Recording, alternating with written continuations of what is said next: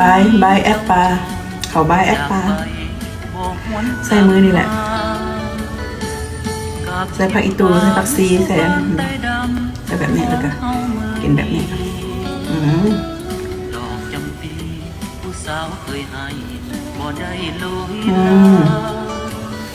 จะลำ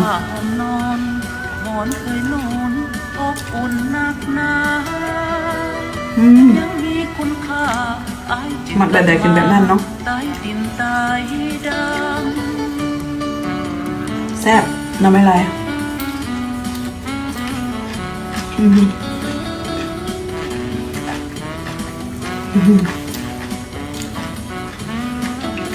บายเขาบายป่าไปนะ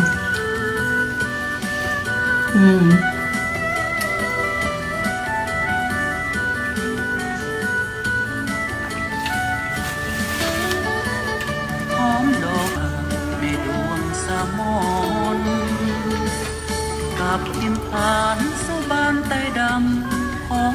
มือนี้ดอกจำปีผู้สาวเคยให้บ่ได้โลหิลาพี่น้องยังมีคุณค่าอายจึงกลับมาใต้ดินใต้ด